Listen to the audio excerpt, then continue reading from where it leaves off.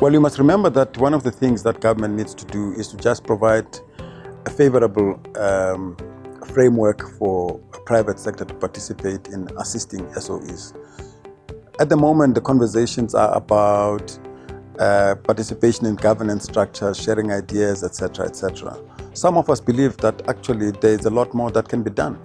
You need to create opportunities where, instead of risking government capital and in the form of accessing loans that are underwritten by Treasury, and a Treasury that has a balance sheet that is in a very difficult place, you need to think of creative ways of enabling private sector to risk its capital and invest in state-owned entities. This is what has been done in many other countries.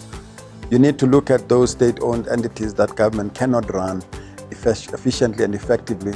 They are not necessarily uneconomical. In the hands of the private sector, they might actually be saved and consequently save jobs and contribute effectively in the economy. So we need to engage in an open-minded way on what the restructuring of state-owned entities looks like. So the answer is not just putting pressure on government to raise more loans to save these state-owned entities. It is looking at creative ways of bringing in private investors in those. After all, these state-owned entities are very big in the South African economy. They create opportunities to crowd in private sector investments. In some cases, like we've done with Telkom, it may entail having private sector taking more than 50% of these entities. In others, it may require private sector taking less than 50% of those.